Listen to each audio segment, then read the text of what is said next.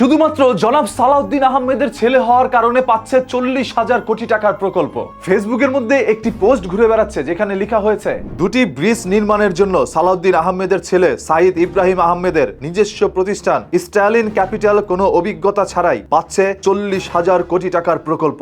সংখ্যাটা আবার পড়ুন, 40,000 কোটি টাকা। আজ থেকে ঠিক 2 বছর আগে এভাবেই হাসিনা বড় বড় ব্রিজ নির্মাণ করে আমাদের উন্নয়নের বাণী শোনাতো, কিন্তু এই উন্নয়নের পেছনে যে কত হাজার কোটি টাকা আত্মসাৎ করা হয়েছে তার একটা চাক্ষুষ উদাহরণ হিসেবে সালাউদ্দিন আহমেদের ছেলের দিকে তাকাতে পারেন। চিন্তা করেন, সালাউদ্দিন আহমেদের ছেলে এই প্রতিষ্ঠানের আগে একটা ছোট পুল, ছোট ওভারব্রিজ বানায়নি, অথচ এই প্রতিষ্ঠান নাকি এবার বানাবে 40,000 কোটি টাকার দুটি সুবিশাল ব্রিজ। তাহলে ব্রিজের মান, স্থায়িত্ব কিংবা কোয়ালিটি কেমন হবে চিন্তা করেন। তবুও দেশ বিদেশের এত এত নামি দামি দক্ষ কোম্পানি থাকতে শুধুমাত্র স্বরাষ্ট্রমন্ত্রীর ছেলে হওয়ার সুবাদে পূর্ব অভিজ্ঞতা ছাড়াই 40,000 কোটি টাকার এত গুরুত্বপূর্ণ স্পর্শকাতর জাতীয় কাঠামো নির্মাণের দায়িত্ব পেল ইব্রাহিম আহমেদ। মজার ব্যাপার হলো, সালাউদ্দিন আহমেদের ছেলে কিন্তু বিসিবিতে বড় দায়িত্বে আছে, যা নিয়ে তুমুল সমালোচনা হয়েছে। তারপরও এখন আবার 40,000 কোটি টাকার প্রকল্প হাতে পেল সে। অবশ্য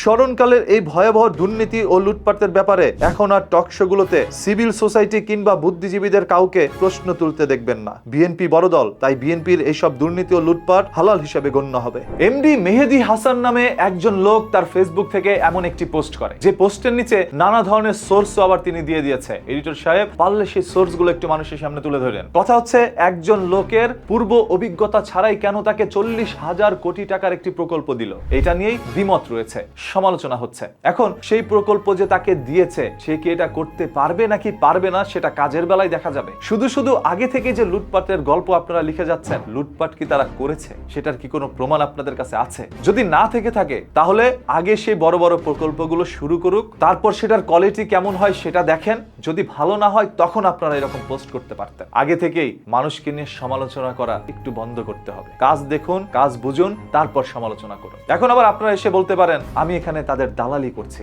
দালালি করছি না ভাই। আপনাদের মতো দালাল থাকতে আমাদের মতো দালালের কোনো সুযোগই নাই। আপনিও তো কোনো না কোনো দলের হয়ে তাদের বিরুদ্ধে কথা বলছেন, আর আমি সত্যটা আপনাদের সামনে উন্মোচন করলাম। মাননীয় স্বরাষ্ট্রমন্ত্রী জনাব সালাউদ্দিন আহমেদের ছেলে হওয়ার কারণে যে 40,000 কোটি টাকার প্রকল্প পেয়েছে, বিষয়টি এমনও হতে পারে, কিন্তু সেই ছেলেকে দিয়ে যে এই কাজটি হবে নাকি সেটা আপনার কাজ হওয়ার পরে বুঝতে পারবেন। এমনও হতে পারে তিনি আরো আশ্চর্য কিছু কাজ আপনাদেরকে দেখাতে পারে, যা দেখে আপনারা মুগ্ধ হতে পারেন। তখন আপনারাই বলবেন, হ্যাঁ, সঠিক লোককে নির্বাচিত করে এমন একটি কাজ দেওয়া হয়েছে। আর রাজনীতির মাঠে সমালোচনা থাকবে। একজন রাজনীতিবিদ যতই ভালো কাজ করুক না কেন, দিন শেষে তাকে নিয়ে সমালোচনা হবে, কারণ ভালোর আড়ালে রয়েছে মন্দের সংখ্যা বেশি, আর মন্দের দল সব সময় ভারী। তারপরও আপনাদের উপরে এই বিষয়গুলো ছেড়ে দিলাম। কমেন্ট করে আপনাদের মূল্যবান মতামত জানাতে পারেন, ভিডিওটি শেয়ারও করে দিতে পারেন। আর প্রতিদিনের এই ধরনের ঘটনা, দুর্ঘটনা, লুকোনো সত্য উন্মোচন করতে আমরা সবাই প্রস্তুত। আর সেই সত্য জানার জন্য পেজটাকে এখনই ফলো করে রাখুন।